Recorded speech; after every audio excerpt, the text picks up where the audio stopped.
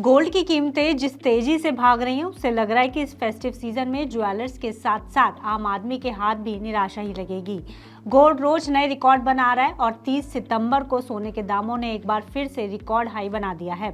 सोने की कीमतें इस त्योहारी सीजन में लगातार चढ़ती हुई नजर आ रही हैं। एक्सपर्ट्स भी मान रहे हैं कि इस दिवाली सोने की कीमतें 1,40,000 तक पहुंच सकती हैं और अगर सोने की कीमतों में यही तेजी बनी रही तो ये होना निश्चित माना जा सकता है। लेकिन क्यों बना रहा है सोना रोज नए ऑल टाइम हाई, आइए आपको बताते हैं इस वीडियो में। नमस्कार, मैं हूं गुंजन मित्तल और आप देख रहे हैं मनी 9।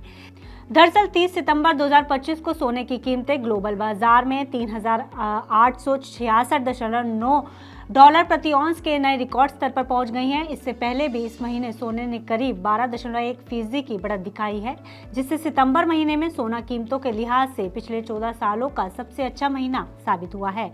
ऐसे में ये कहना गलत नहीं होगा कि दुनिया भर में बढ़ती अनिश्चितता इस सेफ हेवन एसेट की मांग को बढ़ाने में मदद कर रही है। एक्सपर्ट सोने की बढ़ती कीमतों के पीछे कई बड़े कारणों को वजह मान रहे हैं। सोने और चांदी की अगर बात करें तो डेफिनेटली एक सबसे बड़ी ऐतिहासिक रैली हमने अब तक की आती हुई देखी। ऐतिहासिक इसलिए, इससे पहले भी हमने ऐसी रैली देखी है, बट जिस ढंग से एक के बाद एक फंडामेंटल फैक्टर्स जो पिछले 3 साल से देख रहे हैं, ये सोने को जबरदस्त तेजी दिखाए।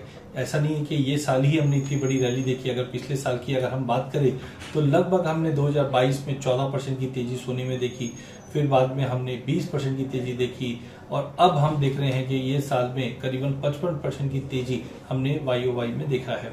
कारण डॉलर इंडेक्स में एज ऑफ नाउ स्टेबिलिटी है, बट जिस ढंग से जियोपॉलिटिकल टेंशन, चाहे हम रशिया यूक्रेन की बात करें चाहे मिडिल ईस्ट की बात करें, ये अपने पीक पे है, जिसका सपोर्ट मिल रहा है। सेंट्रल बैंक की कंटिन्यू बाइंग है, ETF में कंटिन्यू बाइंग चली रही है।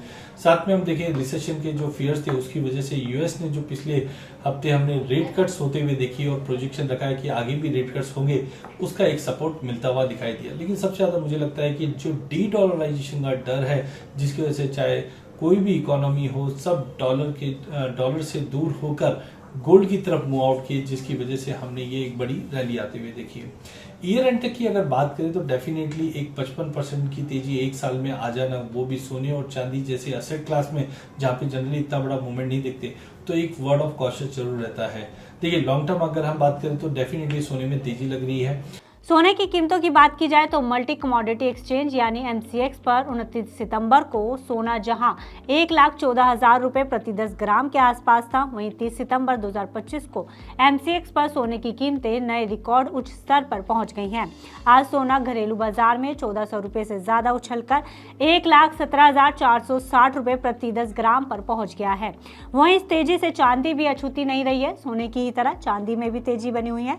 मंगलवार 30 सितंबर को MCX पर चांदी 753 रुपए महंगी होकर 1,43,852 रुपए प्रति किलो पर पहुंच गई है। वहीं चांदी की कीमतों में 29 सितंबर को भी 1,390 रुपए की बढ़ोतरी देखने को मिली थी।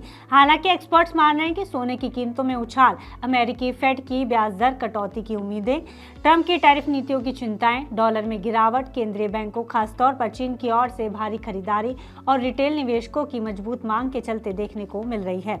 यह वजह है कि सेफ हेवन एसेट की कीमतें 5 साल पहले जहां 51,619 रुपए प्रति 10 ग्राम थी, वहीं अब ये कीमतें बढ़कर 1,17,460 रुपए पर पहुंच गई हैं।